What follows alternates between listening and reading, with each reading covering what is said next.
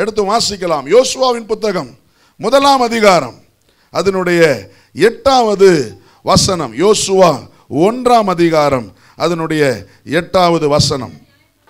அப்பொழுது உன் வழியை வாய்க்க பண்ணுவாய். அல்லேலூயா, ஆமென். உன் வழி வாய்க்க பண்ண கர்த்தர் ஒரு ரகசியத்தை வச்சிருக்கிறார்.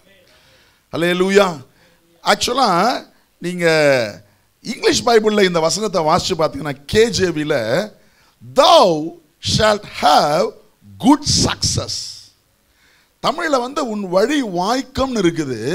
ஆனா இங்கிலீஷ்ல நீ நல்லா சக்சஸா இருப்ப. ரெண்டும் ஒரு அர்த்தம் தான் ஆக்சுவலா. ஆனா இங்கிலீஷ்ல கொஞ்சம் நல்லா புரியுற மாதிரி இருக்குது. உன் வழி வாய்க்கும், you will have good success. பக்கத்துல பார்த்து சொல்லுங்க, நீங்க நல்லா சக்சஸா இருப்பீங்க. இல்ல நிறைய நேரம் சொல்லுவாங்கல்ல, காரியம் எப்படி சக்சஸ் வெற்றியா முடிஞ்சிருச்சு. ஒரு ஒரு கன்சைன்மெண்ட் பேச போறீங்க, ஒரு வியாபாரம் பேச போறீங்க, அது உங்களுக்கு சாதகமா முடிஞ்சிச்சுன்னா வரும்போதே கையை காட்டி என்ன எப்படி முடிஞ்சிச்சு, சக்சஸ், நமக்கு தான் வெற்றி. ஒரு கேம் விளையாட போறீங்க, உங்க டீம் ஜெயிச்சிருச்சுன்னா உடனே என்னது, சக்சஸ், நாம என்ன பண்ணிட்டோம், ஜெயிச்சிட்டோம். உங்க வாழ்க்கையில எப்பயுமே ஜெயம் வேணும், எப்பயுமே நீங்க ஜெயிக்கணும் அப்படின்னு ஆசைப்படுறவங்க ஆமென் சொல்லுங்க பாப்போம். அல்லேலூயா. பக்கத்தை பார்த்து சொல்லுங்க, you will have good success. நீங்க நல்லா சக்சஸா இருப்பீங்க. அப்ப தமிழ்ல அதுக்கு என்னதான் போட்டிருக்குதுன்னா, உன் வழி வாய்க்கும், உன் காரியம் வாய்க்கும். நீ ஒரு காரியத்தை நினைச்சா அது நடக்கும். நீ வீடு கட்ட நினைச்சா கட்டி முடிப்ப. நீ உனக்கு நல்ல ஒரு வேலை தேடணும்னு ஆசைப்பட்டீங்கன்னா நல்ல வேலை உனக்கு கிடைக்கும். அல்லேலூயா. நீ எது தேடினாலும் உன் வழிகள் எல்லாம் கர்த்தர் உனக்கு வாய்க்க பண்ணுவார். உன் காரியங்களை எல்லாம் கர்த்தர் உனக்கு அனுகூலமாக்கி தருவார். எத்தனை பேர் எதிர்பார்த்து ஆமென் சொல்றீங்க? அல்லேலூயா. சொல்லுங்க, you will have good success. ஆமா, உன் வியாபாரம் சக்சஸா போகும், உன் படிப்பு சக்சஸா இருக்கும், உங்க வாழ்க்கை, உங்க சரீர ஆரோக்கியம் சக்சஸா இருப்பீங்க. எத்தனை பேர் இது உங்க வாழ்க்கையில வேணும்னு நினைக்கிறீங்க? தேவனுடைய விருப்பமும் அதுதான். யோசுவாவை பார்த்து ஆண்டவர் சொல்றாரு, உன் வழி வாய்க்கும், you will have good success. யோசுவா 1ஆம் அதிகாரம் 8ஆம் வசனத்தை நீங்க எந்த சூழ்நிலையில சொல்லப்படுறது தெரியுமா? யோசுவா பயந்து இருந்த ஒரு சூழ்நிலை. ஏன்னா மோசேன்ற ஒரு பெரிய தலைவன் இஸ்ரவேல் ஜனங்களை நடத்திக்கிட்டு வராரு. ஒரு பெரிய ஆளுமை உள்ள ஒரு தலைவர், தேவனை முகமுகமாய் தரிசித்த ஒரு மனிதன், தேவ ஞானத்தினாலே 6 லட்சம் புருஷர்களையும் மனைவிகளையும் பிள்ளைகளையும் ஒன்றுமே இல்லாத இருந்த வனாந்தரத்துல சக்சஸா நடத்திக்கிட்டு வந்த ஒரு மனுஷன். இப்ப அவருக்கு வயசாயிருச்சு. அவரு தேவனோட கூட எடுத்துக்கொள்ளப்பட மரித்து போகிறார். அந்த சூழ்நிலையில அடுத்து யார் நடத்துவா, அடுத்து யார் இந்த ஜனங்களை கொண்டு போவா அப்படின்னு சொல்லும் பொழுது மோசே சொல்றாரு, யோசுவா எனக்கு பிறகு நீதான்பா அப்படின்னு ஆண்டவர் சொல்றாரு அப்படின்னு சொல்லிடுறாரு. இப்ப யோசுவாவுக்கு பயம். யோசுவா வாலிபன், யோசுவா ஒரு சின்ன பையன், மோசேய மாதிரி அனுபவம் இல்லாத ஒரு ஆளு. அப்ப பயந்து இருக்கும் போது நீங்க 1ஆம் அதிகாரத்தில் ஆரம்பத்திலிருந்தே பார்த்தீங்கன்னா 3ஆம் வசனம் வாசிச்சு பாருங்க. படி, நான் மோசேக்கு சொன்னபடி உங்கள் காலடி மிதிக்கும் எவ்விடத்தையும் உங்களுக்கு கொடுத்தேன். அப்புறம் 5ஆம் வசனம் பாருங்க, நீ உயிரோடு இருக்கும் நாளெல்லாம் ஒருவனும் உனக்கு முன்பாக எதிர்த்து நிற்பது இல்லை. நான் மோசேயோடு இருந்தது போல உன்னோடு இருப்பேன். நான் உன்னை விட்டு விலகுவதும் இல்லை, உன்னை கைவிடுவதும். இதை வாசிச்சோமா? எங்க வாசிச்சோம்? எபிரேயர் 13ஆம் அதிகாரம் 5ஆம் வசனத்தை வாசிச்சோம். நான் உன்னை விட்டு விலகுவதும் இல்லை, நான் உன்னை கைவிடுவதும் இல்லை என்று சொல்லி இருக்கிறாரு. யாருக்கு சொல்லி இருக்கிறாரு? யோசுவாவுக்கு சொன்னாரு, நமக்கும் அதை சொல்லி இருக்கிறாரு. அல்லேலூயா. இப்ப ஆண்டவர் யோசுவாவை உற்சாகப்படுத்துறாரு. யோசுவா பயந்து இருக்கிறான், சின்ன பையன், அனுபவம் தெரியாது.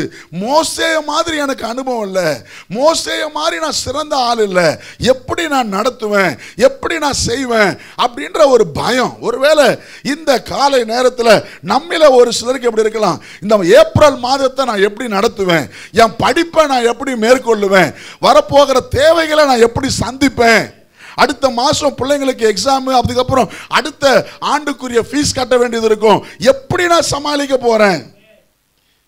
எவ்வளவோ தேவைகள் இருக்குது, என் பிசினஸ்ல இவ்வளவு தேவை இருக்குது, நான் எப்படி சமாளிக்க போறேன், என் குடும்பத்தை நான் எப்படி சமாளிக்க போறேன், என் பிள்ளைகளுக்கு நான் எப்படி கல்யாணம் பண்ணி வைக்க போறேன், என் வீட்டு காரியங்களை நான் எப்படி சமாளிக்க போறேன், சந்திக்க போறேன், என் கணவன் எப்போ ரட்சிக்கப்பட போறாரு, என் பிள்ளைங்க எப்போ மாறும், பயந்து போய் இருக்கலாம். அப்படிதான் யோசுவா பயந்து இருந்தான் ஒரு சூழ்நிலைக்காக. அப்ப ஆண்டவர் சொல்றாரு, நீ பயப்படாத, உன் காரியம் எல்லாம் வாய்க்கும். அல்லேலூயா. You will have good success. ஆமென். உனக்கு உன் காரியம் வாய்க்கும். இந்த காலை நேரத்தில் யோசுவாவுக்கு சொன்ன அதே தேவன் இன்றைக்கு உங்களை பார்த்து என்னை பார்த்து சொல்லுகிறார், உன் காரியம் வாய்க்கும், உன் காரியம் ஜெயமாகவே முடியும். அல்லேலூயா. ஆமென். உங்களை குறித்து என்னை குறித்து தேவனுடைய விருப்பம் என்ன தெரியுமா? நீங்க எக்ஸல் பண்ணணும். எக்ஸல் பண்ணணும்னா சிறப்பா இருக்கணும். சொல்லுங்க, எப்படி இருக்கணும்? உங்க வாழ்க்கை சிறப்பா இருக்கணும்னு கர்த்தர் விரும்புறாரு. அல்லேலூயா. you will have fruitfulness. நீங்க மிகுந்த கனிகளை கொடுக்கணும்னு கர்த்தர் விரும்புறாரு. எத்தனை பேர் ஆமென் சொல்றீங்க? அல்லேலூயா. உங்க வாழ்க்கையில நீங்க முன்னேறணும்னு ஆண்டவர் விரும்புறார். அதுதான் உங்களை குறித்து தேவனுடைய திட்டம். பக்கத்துல பார்த்து சொல்லுங்க, உங்களை குறித்து தேவனுடைய எண்ணம் என்ன தெரியுமா? நீங்க சிறப்பா இருக்கணும், நீங்க சக்சஸா இருக்கணும், நீங்க முன்னேறிக்கிட்டே இருக்கணும். அல்லேலூயா. அல்லேலூயா. நீங்க எப்படி இருக்கணும்? ஆமா, அப்படியே தட்டு தடுமாறி இல்லை. நீங்க உங்க வாழ்க்கையில நீங்க சக்சஸா இருக்கணும்னு கர்த்தர் ஆசைப்படுறாருங்க. இது உங்களை குறித்து என்னை குறித்து தேவனுடைய எண்ணம். யோவான் 10:10 நான் பலமுறை சொல்லியிருக்கிறேன்ல, நான் உனக்கு ஜீவன் கொடுக்கும், அந்த ஜீவன் பரிபூரணப்படவும் வந்தேன். அவர் ஆசைலாம் அதுதான், நீங்க பரிபூரண வாழ்க்கை வாழணும். அல்லேலூயா. ஆமென். நீதிமொழிகள் 4ஆம் அதிகாரம் 18ஆம் வசனம் இப்படியா சொல்லுகிறது இல்லையா? நீதிமானுடைய பாதைகள் எல்லாம் நடுப்பகல் வரைக்கும் அதிகமாய் பிரகாசிக்கிற சூரிய பிரகாசத்தின் வெளிச்சத்தை போல இருக்கும். வாசிங்களேன், நீதிமொழிகள் 4ஆம் அதிகாரம். நீதிமான்களுடைய பாதை நடுப்பகல் வரைக்கும் அதிகமாய் பிரகாசிக்கிற சூரிய பிரகாசம் போல இருக்கும். சொல்லுங்க விசுவாசத்தோட, என் பாதைகள் நடுப்பகல்ல பிரகாசிக்கிற சூரிய பிரகாசம் போல இருக்கும். ஆண்டவருடைய விருப்பம் என்ன தெரியுமா? உங்க பாதை இருளடைஞ்சிருக்க கூடாது, வெளிச்சமா இருக்கணும். அல்லேலூயா. அதுவும் நடுப்பகல்ல அதிகமா பிரைட் சன் மாதிரி உங்க வாழ்க்கை ரொம்ப பிரைட்டா இருக்கணும்னு கர்த்தர் விரும்புகிறார். அல்லேலூயா. ஆமென். இந்த வசனங்கள்லாம் நமக்கு என்ன தெரியுமா சொல்லுது? you cannot have a better yesterday. நிறைய பேர் சொல்றாங்க தெரியுமா, நேத்து ரொம்ப நல்லா இருந்தாங்க, இன்னைக்கு என் வாழ்க்கை டல் அடிக்குது. அது தேவனுடைய விருப்பம் இல்லை. அல்லேலூயா. உங்க வாழ்க்கையில பெட்டர் டுமாரோ தானே தவிர பெட்டர் எஸ்டர்டே கிடையவே கிடையாது. ஒவ்வொரு நாளும் சொல்லுங்க, ஒவ்வொரு நாளும் கடந்த நாளை காட்டிலும் அதிக சிறப்பாய் வைப்பார். அல்லேலூயா. நிறைய பேர் நம்ம சொல்லுவாங்க, நிறைய பிஸ்னஸ்ல இப்படி சொல்லுவாங்க, கொரோனாக்கு முன்னால வியாபாரம்லாம் நல்லா இருந்ததுங்க, ஆனா கொரோனாக்கு அப்புறம் என்ன ஆகி போச்சு? டல் ஆகி போச்சுங்க. சொல்றாங்களா இல்லையா? ஏன் இது உலக வழக்கம், எப்பயுமே அப்படிதான். ஏதோ ஒரு காரணம் வந்துச்சுன்னா, அந்த தானா புயல் வந்தது இல்லை, அதுக்கு முன்னால நல்லா இருந்தது, இந்த புயல் வந்து கெட்டு போச்சு, இந்த பூகம்பம் வந்து கெட்டு போச்சு அப்படின்னு எல்லாம் உலகம் சொல்லும். ஆனா உங்களுக்கும் எனக்கும் தேவனுடைய விருப்பம் என்ன தெரியுமா?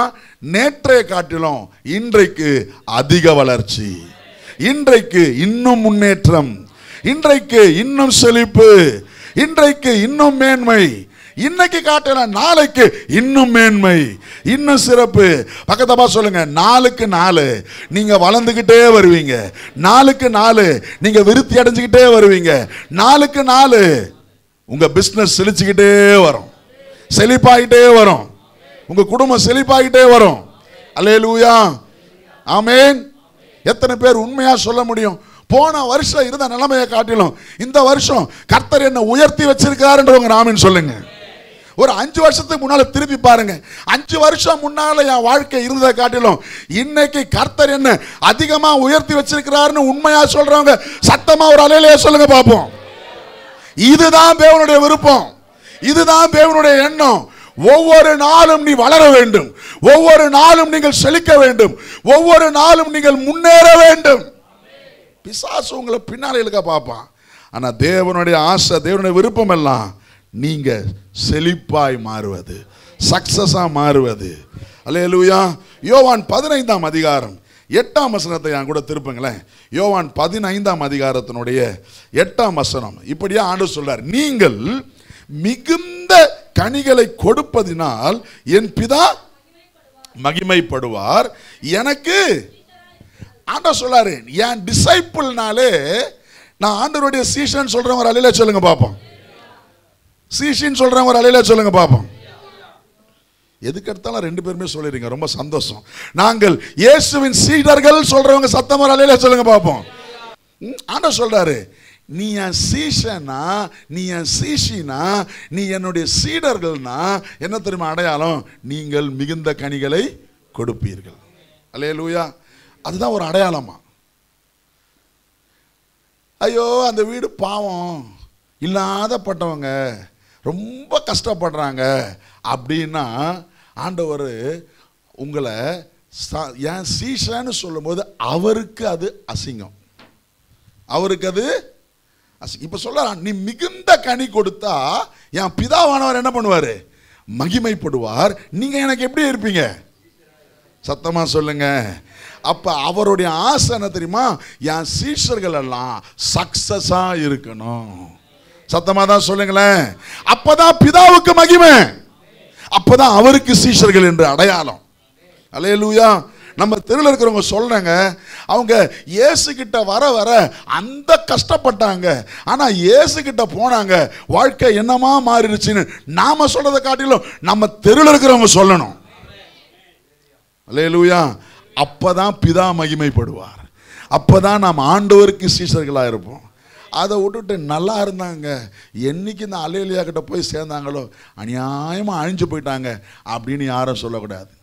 எனக்கு ஒன்று நல்லா தெரியும், எனக்கு இருக்கிற கொஞ்சம் அனுபவத்தில் நான் பார்த்துருக்கிறேன். எத்தனையோ பேர் நொடிந்தவர்கள், வாழ்க்கையை இழந்தவர்கள், மரணத்தின் விளிம்பில் இருந்தவங்க, குடும்பமாக தற்கொலை பண்ணிக்கணும்னு நினச்சவங்கெல்லாம் இயேசு கிட்ட வந்து இன்னைக்கு மகிழ்ச்சியா, சந்தோஷமா, ஐஸ்வர்யத்தோட, ஆசீர்வாதத்தோட வாழ்றத நான் பார்த்துருக்கிறேன்.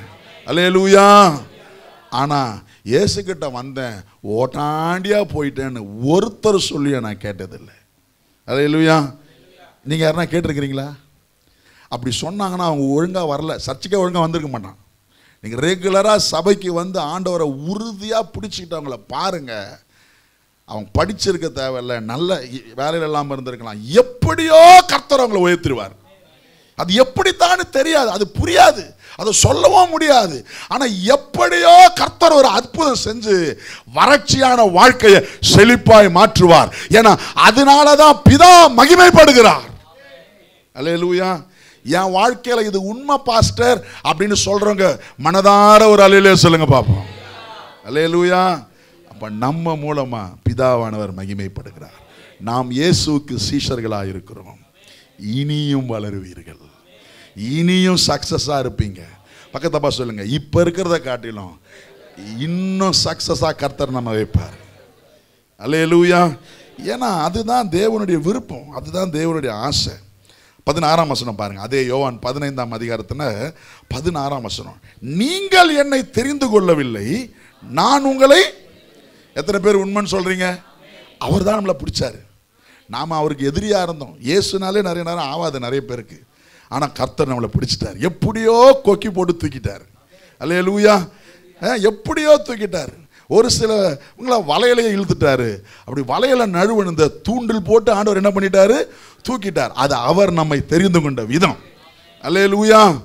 ஆனா என்ன தெரியுமா, பல நேரங்களில் வலையில வந்துட்டா கொஞ்சம் அழுங்காம குலுங்காம 4 மீனோட சேர்ந்து என்ன பண்ணிடலாம், வந்துடலாம். எடக்கு முடக்கு காட்டி வலையில தப்பிச்சோம், கொக்கி போட்டாருன்னா செதில் கிழிஞ்சு ரத்தம் ஒழிஞ்சு வர வேண்டியது வரும். நிறைய பேர் அப்படிதான் வந்திருக்கிறாங்க. புரியுதா நான் சொல்றது? ஒரு சில நேரம் ஆண்டவர் அன்பின் வலையை போடுவாரு, அந்த வலையிலேயே மாட்டிக்கிட்டோம்னு வச்சுங்களேன், சேஃபு. கூட 4 மீன் இருக்கும், அழகா வந்து கரை சேர்ந்துடலாம், அவர் கூடையில சேர்ந்துடலாம். இதுக்கு எடக்கு காட்டி முடக்கு காட்டி அப்படிலாம் இல்லை. யார் மாறினாலும் நான் மாற மாட்டேன், எனக்கு அது இருக்குது இது இருக்குது வைராக்கியம் காட்டி நழுவுற மீனா இருந்தோம்னா போடுவார் கொக்கி. சொல்லுங்க, போடுவார் கொக்கி, ஊக்கு போடுவார். ஆஹான்னு போய் மாட்டுச்சுன்னா இழுத்தாருன்னா செதில் கிழிஞ்சுக்கிட்டு ஐயோ வியாதி, ஐயோ பிரச்சனை, ஐயோ கஷ்டம், ஐயோ நஷ்டம்னு எங்கே தான் ஓடியாரணும். அப்பா வாப்பா வா, வாமா வா அப்படின்னு ஆண்டவர் என்ன பண்ண சேர்த்து வைப்பார். எதில் வர்றது நல்லது. நான் நிறைய நேரம் அதான் சொல்லுவேன், ஆண்டவர் இவங்க அழுங்காமல் குழுங்காமல் வந்து சேரட்டோம்ப்பா. எதுக்கு நொந்து நூடுல்ஸ் ஆகி வருவானே, அழுங்காமல் குழுங்காமல் வந்தவங்கலாம் ஒரு அலையிலே சொல்லுங்க. இல்லை நான் எடக்கு பண்ணி கொஞ்சம் கஷ்டப்பட்டு தான் வந்தேன்றவங்க ஒரு அலையிலே சொல்லுங்க. 2 குரூப் இருக்குது. உண்மைதானே? எப்படியோ தூக்கிடுவார் அவர். நான் அவரை தெரிந்து கொள்ளல, அவர் என்னை தெரிந்து கொண்டார். அல்லேலூயா. எத்தனை பேர் விசுவாசிச்சராமன் சொல்றீங்க? 16ஆம் வசனம் திரும்ப வாசிங்க. நீங்கள் என்னை தெரிந்து கொள்ளவில்லை, நான் உங்களை தெரிந்து கொண்டேன். நீங்கள் என் நாமத்தினாலே பிதாவை கேட்டுக்கொள்வது எதுவோ அதை அவர்களுக்கு கொடுக்கத்தக்கதாக நீங்கள் போய் கனி கொடுக்கும் படிக்கும், உங்கள் கனி நிலைத்திருக்கும் படிக்கும் நான் உங்களை ஏற்படுத்தினேன். அல்லேலூயா. அவர் தெரிந்து கொண்டார். எதுக்கு தெரியுமா? நீ போய் சக்சஸா கனி கொடுக்கிறதுக்காக தான். பக்கத்தமா சொல்லுங்க, அவர் உங்களை தெரிந்து கொண்டது கஷ்டப்படுறதுக்காக அல்ல, அவர் உங்களை தெரிந்து கொண்டது அவமானப்படுறதுக்காக அல்ல, அவர் உங்களை தெரிந்து கொண்டது இந்த உலகத்தில் அசிங்கப்படுறதுக்காக அல்ல, மாறாக அவர் உங்களை தெரிந்து கொண்டதற்கு நோக்கமே அவருக்காக மிகுந்த கனிகளை கொடுக்கும்படியாய், அவருடைய நாமத்தை உயர்த்தும்படியாய், அவருக்கு பெயர் பிரஸ்தாபத்தை உண்டாக்கும்படியாய் அவர் உங்களையும் என்னையும் தெரிந்து கொண்டார். அல்லேலூயா, அல்லேலூயா. என்ன தெரிந்து கொள்ளுதல் அவருக்கு. ஆமென். என்ன எதுக்கு தெரிந்து கொண்டாரா? கனி கொடுக்கும்படியாக, மிகுந்த கனிகளை கொடுக்கும்படியாக. அல்லேலூயா, பிரைஸ் தி லார்ட். ஆமென். சரி, இந்த யோசுவா 1:8 வாசிச்சோமே, என்ன வாசிச்சோம்? உனக்கு சக்சஸ் உண்டாகும், உன் வழிகள் எல்லாம் வாய்க்கும், அப்படிதானே சொன்னாரு. அப்பொழுது உன் வழியை வாய்க்க பண்ணுவாய். அதுக்கு ஒரு ஃபார்முலாவை தரதை பார்க்க முடியும். உன் வழி வாய்க்கணும்னா அதுக்கு ஒரு ஃபார்முலாவை ஆண்டவர் தரார். என்ன ஃபார்முலா பாருங்க, என்ன ஃபார்முலா பாருங்க. நம்பர் 1, இந்த நியாயப்பிரமாண புஸ்தகம், திஸ் புக் ஆஃப் லா. இந்த நியாயப்பிரமாண புஸ்தகம், சொல்லுங்க, இந்த நியாயப்பிரமாண புஸ்தகம். உங்க கையில் இருக்கிற பைபிள், பைபிளை தூக்குங்க பார்ப்போம். உங்க கையில் இருக்கிற பைபிள், இது உங்க வாழ்க்கையை வாய்க்க பண்ணும். அல்லேலூயா. முதல் ரகசியமே அதுதான். அப்பொழுது உன் வழியை வாய்க்க பண்ணுவாய். Number 1, this book of law. நமக்கு இந்த நியாயப்பிரமாண புத்தகம். யோசுவாவுக்கு 5 ஆகம மந்திரம் தான், புரியுதா? ஆனா உங்களுக்கும் எனக்கும் ஆண்டவர் 66 புத்தகங்களை அழகாக தொகுத்து கர்த்தருடைய வேதத்தை கர்த்தர் கொடுத்திருக்கிறார். ஆமென். இந்த நியாயப்பிரமாண புத்தகம், இந்த தேவனுடைய வார்த்தை என் வழியை வாய்க்க எனக்கு உதவி செய்யும். அல்லேலூயா. உங்க பைபிளை தூக்கி சொல்லுங்க, இந்த வேதம் என் வழியை வாய்க்க எனக்கு உதவி செய்யும். பைபிளை தூக்கி சொல்றவங்க வழிகள் வாய்க்கட்டும் இயேசுவின் நாமத்தினால. அல்லேலூயா. இதுதான் ஒரு ஃபார்முலா. அடுத்தது என்ன சொல்றாரு? என்னவா? அடுத்த ஃபார்முலா ஒன்று இருக்குது. என்னது? இது உன் வாயை விட்டு, ஆமா, the mouth, your mouth. சொல்லுங்க, உங்க வழி வாய்க்கிறதுக்கு இன்னொரு ஃபார்முலா என் வாய். சொல்லுங்களேன் சத்தமா தான். என் வழி வாய்க்கிறதுக்கு தேவன் வைத்திருக்கிற இன்னொரு ஃபார்முலா என்னது? என் வாய். முதல்ல எது? என் வழி வாய்க்கிறதுக்கு கர்த்தர் வச்சுக்கிற வழி வேத புத்தகம். ரெண்டாவது எது? ஏன்? சத்தமா தான் சொல்லுங்களேன். என் வாயினால என் வழி வாய்க்கும். என் வாயில இந்த நியாயப்பிரமாண புத்தக வார்த்தை இருந்தா வழி வாய்க்கும். என் வாயில உலகத்தில் இருக்கிற கண்ட காரியமும் உலகத்தில் இருக்கிற பேச்சும், மருத்துவர் சொல்லிட்டாரு ஒன்றும் நடக்காதுன்னு சொல்லிட்டாரு, ஒன்றும் நடக்காதான் அப்படின்னு அதையே வாயில பேசிட்டு இருந்தா அதுதான் நடக்கும். புரியுதுங்களா? அப்ப என் வழி வாய்க்கிறதுக்கு, உங்க வழி வாய்க்கிறதுக்கு முக்கியமான ஒன்று நம்முடைய வாய். சொல்லுங்க, நம்முடைய வாய். நிறைய பேர் ஏன் கெட்டானா? வாயாலே கெட்டான். ஏன் கெட்டானா? நுணனம் தன் வாயால் கெடும். கேள்விப்பட்டிருக்கீங்களா? நிறைய பேருக்கு தெரியல. நுணன் என்னதுன்றாங்க. அதுக்கு பேர் தவளை. சரிங்களா? அதுக்கு பேர் என்னது? தவளை. ஆனால் அதோட கிராமட்டிக்கல் இது நுணனம் தன் வாயால் கெடும். தவளை இப்போ நிறைய பேருக்கு தெரியுது எதனால வாய் கெடுது. தவளை தன் வாயால கெடும். மழை காலத்தில் தவளையை பார்த்துருப்பீங்க இல்லையா? கத்திக்கிட்டே கிடக்கும். எந்த அளவுக்கு கத்தானா, வயிறு ஊதி வெடிச்சு சாவுற அளவுக்கு கத்தும். நிறைய தவளை வெளியிலிருந்து வருகிற ஆபத்தினால் அது செத்தது கிடையாது. கத்தி கத்தி கத்தி கத்தி கத்தி வயிறு ஊதி வயிறை என்ன பண்ணிடும்? வெடிச்சு செத்து போகும். நம்பர் 1. நம்பர் 2, இந்த தவளை கத்தும் பொழுது எங்கேயோ இருக்கிற பாம்புக்கு, ஆஹா அங்கே தாண்டா இருக்குது நம்ம இற, அங்கே தாண்டா இருக்குது, அதுவே வாவான்னு கூப்பிடுதுறான்னு சொல்லிட்டு அது எங்கேயோ போவ நினைச்சது கூட யூட்டர்ன் போட்டு எங்கே வந்துடும்? இவர்கிட்ட வந்துட்டு இவரை முழுங்கிடும். அதனால தான் சொன்னாங்க, நுணனம் தன் வாயால் கெடும். தவளை, ஆமாம், நீ எதனால கெட்ட? நோரால கெட்டேன். தெலுங்குல நிறைய நேரம் நம்முடைய வழி வாய்க்காம போறதுக்கு காரணமே யாருடைய வாய்? ஒரு காரியத்தை செய்ய நினைக்கும் பொழுதே இது எங்கேருந்து உருப்படும், அவ்வளோதான், முடிஞ்சு போச்சுன்னு அர்த்தம். உன் வாயில என்ன வரல? நான் செய்வதெல்லாம் வாய்க்கோன்ற பிரமாண வார்த்தை வரல. அதுக்கு பதிலாக எங்கிருந்து உருப்படும்ன்ற வார்த்தை வந்துருச்சுன்னா வாய்க்க பண்ணவே முடியாது. அப்போ நம் வழி வாய்ப்பதற்கு கர்த்தர் தெரிந்தெடுத்திருக்கிற ஃபார்முலா 1 வேத வசனம், 2வது என்னது? சொல்லுங்க, வாய். 3வது என்ன தெரியுமா? என்ன போட்டிருக்குது பாருங்க. இதில் எழுதி உன் வாயை விட்டு பிரியாதிருப்பதாக இதில் எழுதி இருக்கிறபடி எல்லாம் செய்ய நீ கவனமா இருக்கும்படி இரவும் பகலும் அதை தியானித்து கொண்டிருப்பாயாக. சொல்லுங்க, தியானித்து கொண்டிருப்பாயாக.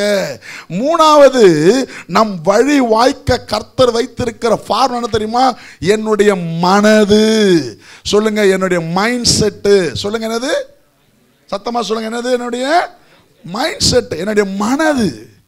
என் மனசுல எதை வசனத்தால நான் மனசை போட்டு நிரப்பி இருந்தேன்னா, இரவும் பகலும் வசனத்தையே பேசி என் மனது நிரம்பி இருந்தா என் வழி வாய்க்கும்.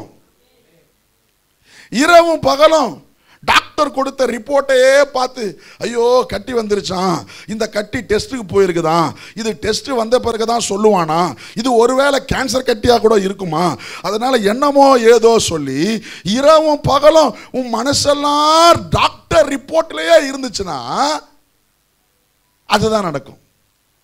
புரியுதுங்களா?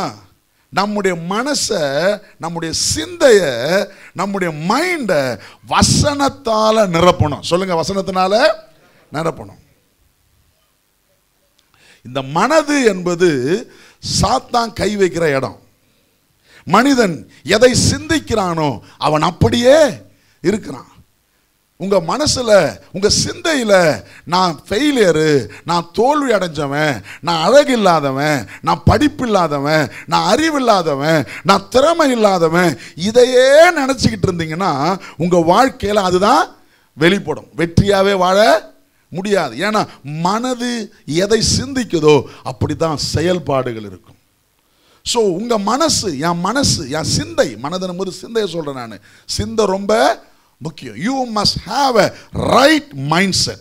சொல்லுங்க, சரியான சிந்தை நமக்கு வேண்டும். பவுல் சொல்லுகிறார், கிறிஸ்து இயேசுக்குள் இருந்த சிந்தையே உங்களில் இருக்க கடவது. அல்லேலூயா. உனக்கும் உங்களுக்கும் எனக்கும் higher level of mind set வேணும்.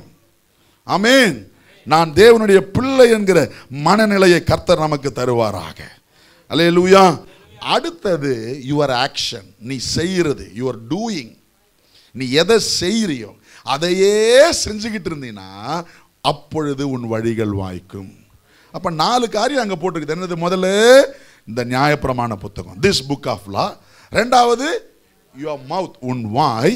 3வது உன்னுடைய சிந்தை, மனது, உன்னுடைய சிந்தை. நாலாவது உன்னுடைய செயல். என்னதுங்க? செயல். ஏன்னா எதை சிந்திக்கிறியோ அதை தான் என்ன பண்ணுவ? செய்வ. செயல். செயலும் சரியா இருந்தா உன் வழிகள் வாய்க்கும். இப்போ திரும்ப அந்த 8ஆம் வசனத்தை வாசிங்க.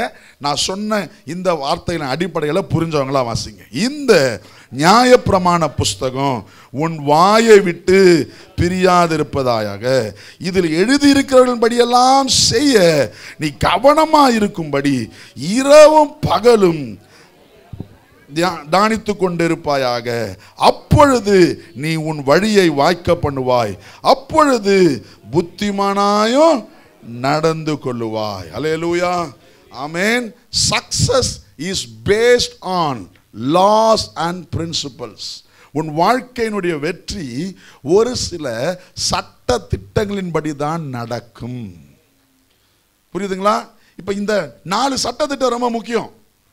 உன் வழி வாய்க்கணும்னா நீ நியாயப்பிரமாண புத்தகத்தை, பைபிளை, வேத வசனத்தை வாயில சொல்லிக்கிட்டே இரு. உன் மனசுல அதை நிரப்பி வச்சிரு. அது படி செய்ய உன் வழி வாய்க்கும். அல்லேலூயா. என் கூட சேர்ந்து சொல்லுங்க பாருங்க.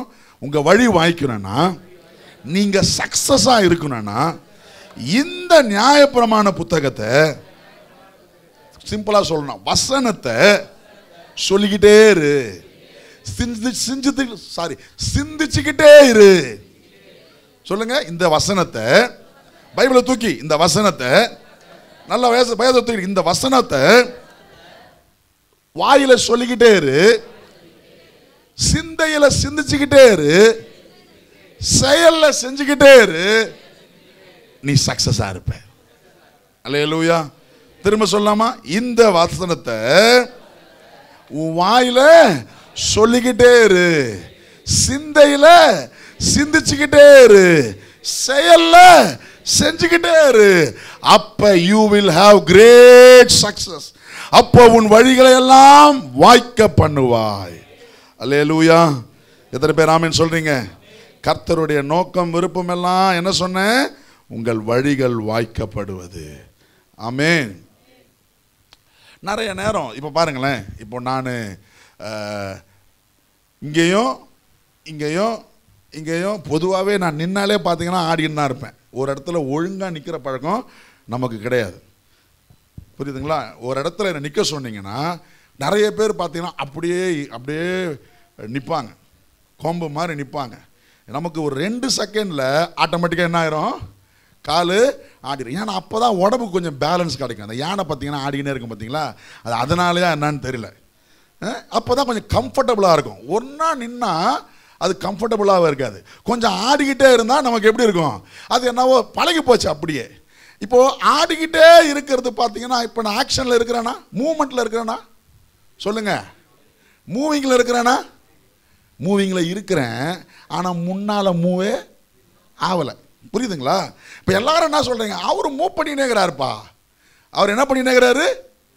மூவ் பண்ணினேங்கிறாரு. ஆனால் ஆக்சுவல் மூவிங் எது தெரியுமா? முன்னாடி போகிறது தான் மூவிங் ஃபார்வர்ட். இது மூவிங் சைட்வர்ட். நிறைய நேரம் கிறிஸ்தவங்க முன்னால போல சைட்லேயே ஆடிக்கிட்டு இங்கே கொஞ்சம் அங்கே கொஞ்சம், இந்த ஜானியர்னா முழசா இருக்குதுன்னுவாங்களே, கொஞ்சம் முன்னாலையும் கொஞ்சம் பின்னாலையும், கொஞ்சம் முன்னாலையும் கொஞ்சம் பின்னாலையும், கொஞ்சம் முன்னாலையும் கொஞ்சம் பின்னாலையும், இப்படி தான் இருக்கிறோம். ஒரே இடத்துல இல்லை, ஆனால் முன்னேறி போன மாதிரி தெரியல. இப்போ முன்னேறி போக கர்த்தர் நமக்கு கிருபை தருவாராக. நானும் இருக்கிறேன், நானும் அசைறேன், நானும் மூவ் பண்ணுறேன்ற இந்த மூமெண்ட் வேணாம். எனக்கு எந்த மூமெண்ட் வேணும்? முன்னால் போகிற மூமெண்ட் வேணும். எத்தனை பேராமே சொல்கிறீங்க? பக்கத்தை பார்த்து சொல்லுங்க. நாமளும் ஆக்டிவாக தான் இருக்கிறோம் அப்படின்னு ஒரே இடத்துல அசைஞ்சிருக்கிற அசைவு வேணாம். முன்னேறி போகிற முன்னேற்றத்தை கர்த்தர் தருவாராக. ஆவிக்குரிய வாழ்க்கையில முன்னேறணும், ஜப வாழ்க்கையில முன்னேறணும். நிறைய பேர் பார்த்தீங்கன்னா சர்ச்சுக்கு வந்து 4 வருஷம் ஆகுது, நானும் இருக்கிறேன், நானும் வளர்றேன். எப்படி வளர்றீங்க? லெஃப்ட் ரைட்டு ஆடினுக்கிறோமே தவிர ஜபத்தில் இன்னும் முன்னேறல. பாட்டு பாடுங்க, ஐயோ பயமா இருக்குது, ஐயோ வெக்கமா இருக்குது. அப்போ பாடுறதுக்கு இன்னும் என்ன ஆகல? சொல்லுங்க. முன்னேறல இருக்கிறோம். நானும் வளர்றேன், நானும் மூவ் பண்றேன். எப்படி மூவ் பண்றேன்? லெஃப்ட் ரைட்டு மூவ் பண்ணுகிறேன். நான் அப்படியே இல்லைங்க. நாங்கள் எப்படி தான் இருக்கிறோம்? லைவாக தான் இருக்கிறோம். நாங்கள் ஆக்டிவாக தான் இருக்கிறோம். இன்னைக்கு இந்த ஆக்டிவை பற்றி பேசலை, முன்னால் போகிற ஆக்டிவை பற்றி நான் பேச ஆசைப்படுறேன். அல்லேலூயா. நிறைய பேர் சர்ச்சுக்கு 5 வருஷமா வரும், ஆனால் பைபிளை ஒழுங்காக வாசிக்கிறதே இல்லை, எப்பயாச்சும் வாசிக்கிறது. இன்னைக்கு எனக்கு பிறந்த நாள், பைபிள் வாசிக்கணும். நாளைக்கு கல்யாண நாள், பைபிளை வாசிக்கணும். ரொம்ப தூரம் பிரயாணம் போகிறோம், 91 சங்கீதம் எடுத்து வாசிச்சா பாதுகாப்பாக ஆண்டவர் என்ன பண்ணிடுவார்?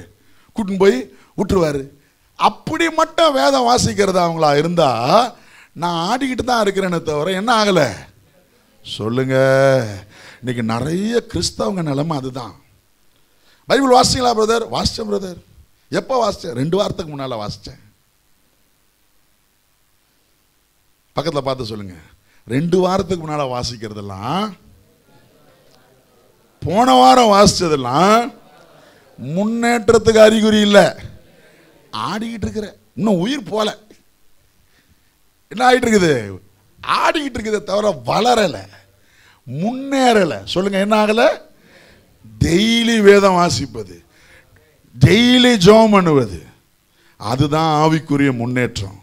இந்த ஆவிக்குரிய முன்னேற்றம் வேணுன்றவங்க ராமன் சொல்லுங்க. அல்லேலூயா.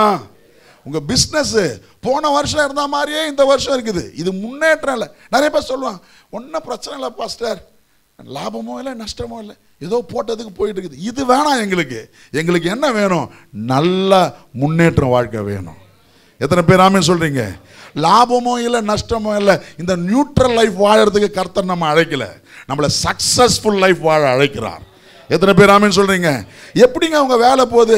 ஏதோ 5 வருஷமா அப்படியே போயிட்டு இருக்கிறேங்க, ஏதோ போயிட்டு இருக்கிறேன். அப்படி இல்லை. வருஷா வருஷம் ப்ரொமோஷனு, வருஷா வருஷம் இன்க்ரிமெண்ட்டு, வருஷா வருஷம் உயர்வு. போன வருஷ காட்டில் இந்த வருஷம் கர்த்தர் என்ன மேலே கொண்டு வந்திருக்கிறார் என்ற அந்த முன்னேற்ற வாழ்க்கைக்குள்ள கர்த்தர் தருவாராக. அல்லேலூயா. பக்கத்தை பார்த்து சொல்லுங்க, நம்ம கிறிஸ்தவனா இருந்தா நாம முன்னேறணும்னு கர்த்தர் ஆசைப்படுறாரு. எந்த நிலைமையிலையும் முன்னேறணும், எல்லா நிலைமையிலையும் முன்னேறணும். அல்லேலூயா. ஆமென். நிறைய கிறிஸ்தவங்களை நீங்க பாருங்கண்ணே, ரட்சிக்கப்படுறதுக்கு முன்னால இருந்த முகக்கலையே வேற, ரட்சிக்கப்பட்ட பிறகு இருக்கிற முகக்கலையே வேற. நீங்க பார்த்துருக்கிறீங்களா? அப்படி பார்க்கலன்னா உங்க பழைய போட்டோவை எடுத்து பாருங்க, உங்களுக்கே வித்தியாசம் தெரியும். உங்களோட நீங்களே பார்ப்பீங்க, உங்களுக்கு தெரியும். கிறிஸ்துவுக்குள்ள வந்தா வாழ்க்கையின் எல்லா நிலையும் முன்னேறும். எத்தனை பேர் ஆமென் சொல்றீங்க? அல்லேலூயா. கர்த்தர் நம்மை முன்னேற செய்கிறவர்.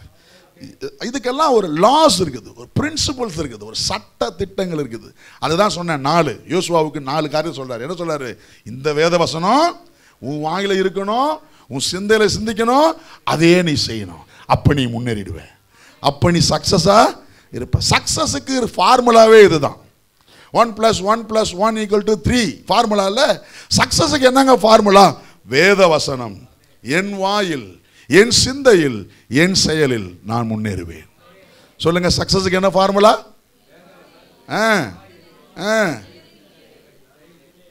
சகோதரர்கள்லாம் சொல்லுங்களா ஒண்ணா, சக்சஸுக்கு என்ன ஃபார்முலா?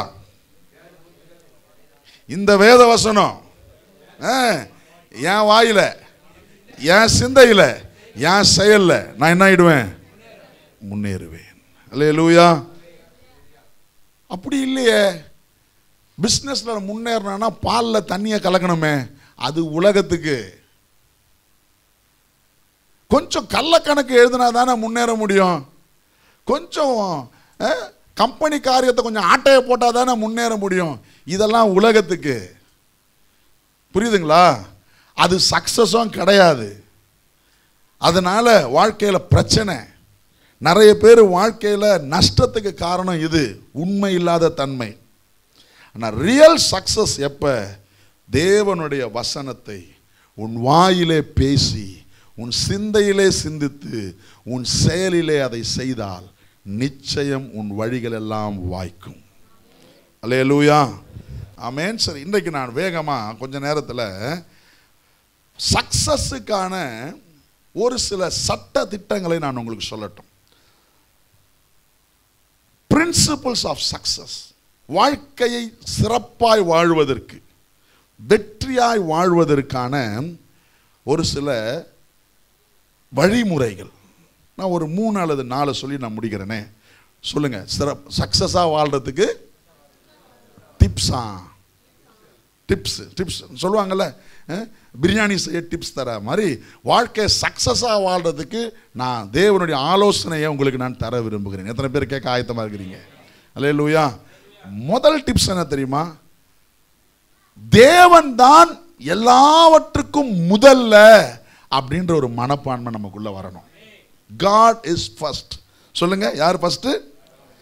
இப்படி சொல்லலாம், God first principle. இந்த வேதம் ஆரம்பிக்குது பாருங்களேன், வசனம், முதல் வசனம், ஆதியிலே தேவன்.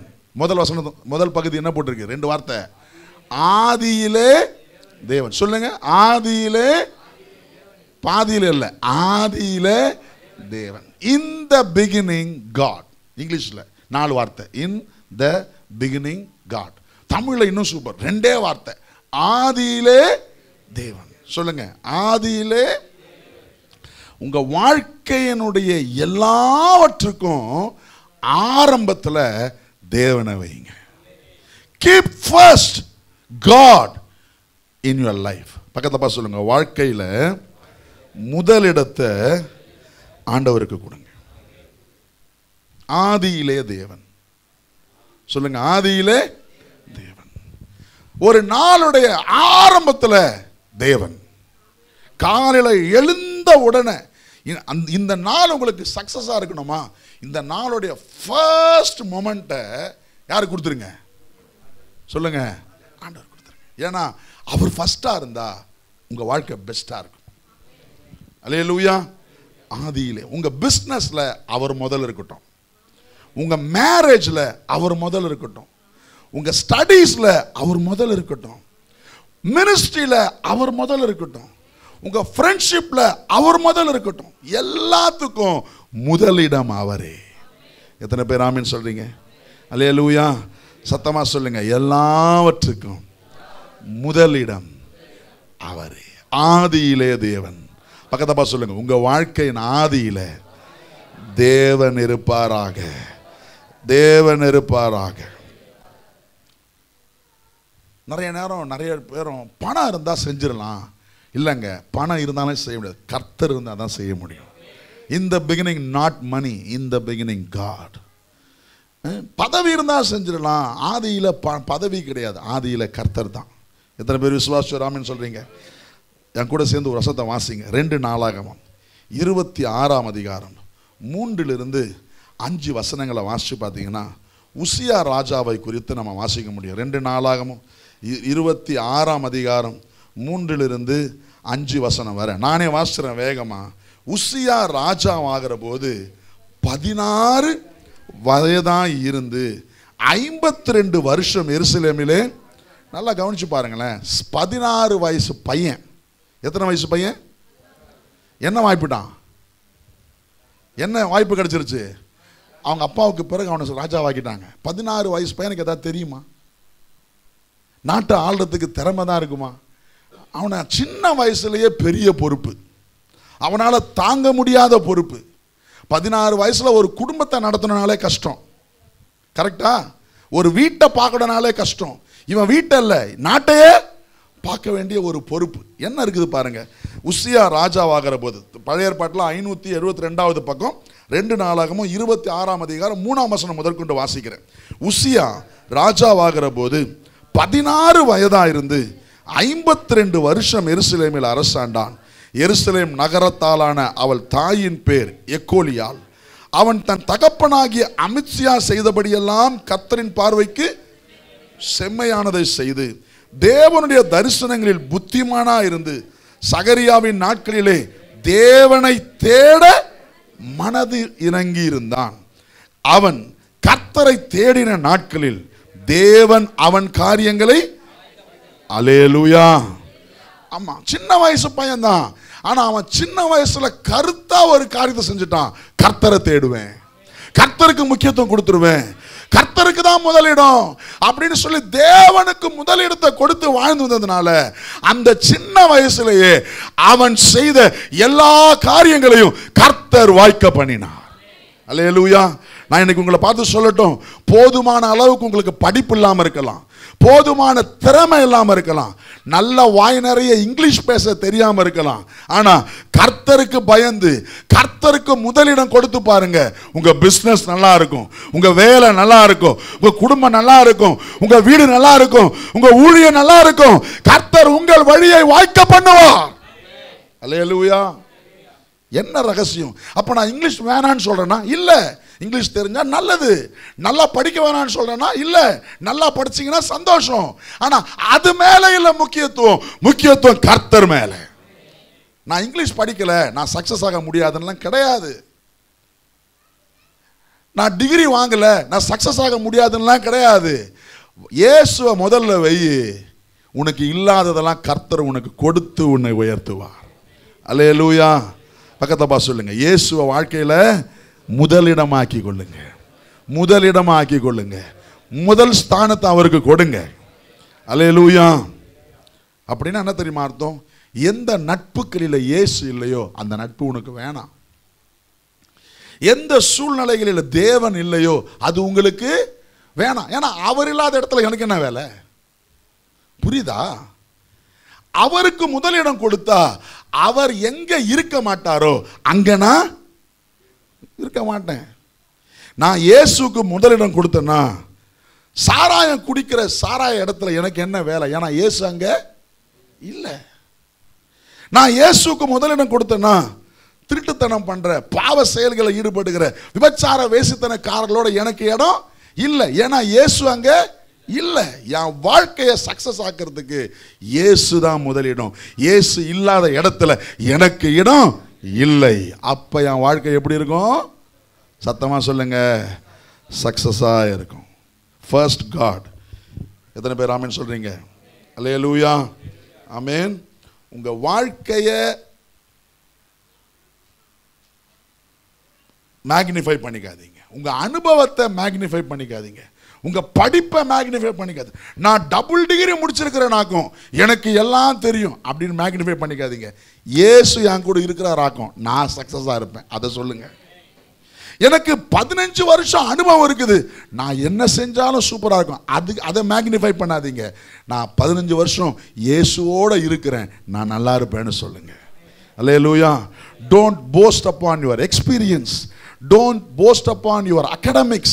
உன் படிப்பு மேல, உன் பணத்து மேல, எனக்கு இத்தனை கோடி டெபாசிட் இருக்குது, நான் பிசினஸ்ல செழிப்பாயிருவேன்னு சொல்லாதீங்க. இயேசு எனக்கு இருக்கிறார், என் பிசினஸ் செழிப்பாகும். இத்தனை ஆண்டு அனுபவம் இருக்குதுன்னு சொல்ல வேணாம், இயேசு என் கூட இருக்கிறார், நான் நல்லா இருப்பேன்னு சொல்லுங்க. Keep first Jesus. Hallelujah. Amen. வண்டி சரியா போனா மாட்டை கட்ட வேண்டிய இடத்துல என்ன பண்ணணும்? கட்டணும். வண்டிக்கு முன்னால சொல்லுங்க மாட்டை கட்டுங்க. நிறைய நேரம் நம்ம வாழ்க்கையில நம்ம வண்டி ஒழுங்கா ஓடாததுக்கு காரணம் மாட்டை வண்டிக்கு பின்னால கட்டிடுறோம். அதனாலதான் முன்னால முன்னேற முடியல. பணத்தை முன்னால கட்டுறோம், அனுபவத்தை முன்னால கட்டுறோம், பல காரியங்களை முன்னால கட்டிட்டு ஆண்டவருக்கு பின்னால ஒரு இடத்தை கொடுத்து வச்சுக்கிறோம். இல்லப்பா, இல்லம்மா, ஆண்டவருக்கு முதலிடம் கொடு, மாட்டை முன்னால கட்டு, வண்டி நல்லா போகும். அல்லேலூயா. ஆமென். ரெண்டாவது, உங்க சக்சஸ்னுடைய ரெண்டாவது டிப்ஸ் என்ன தெரியுமா? மனம் புதிதாவது. Law of mental transformation. சொல்லுங்க, உங்கள் சிந்தையினுடைய மறுரூபம். நீதிமொழிகள் 4ஆம் அதிகாரம் 23ஆம் வசனம். Superior belief life. நீதிமொழிகள் 4:23 வாசிங்க பாப்போம். எல்லா காவலோடும் உன் இருதயத்தை காத்துக்கொள், அதனிடத்திலிருந்து ஜீவ ஊற்று புறப்படும். இங்க இருதயம்னு போட்டு பைபிள்ல எங்கெல்லாம் இருதயம்னு வருதோ அப்படிலாம் சிந்தையை பத்தி தான் பேசுது. புரியுதுங்களா? நம்ம நினைக்கிற மாதிரி ஹார்ட், இந்த ஹார்ட், இந்த சதையை பத்தி சொல்லல, மைண்டை பத்தி சொல்றது.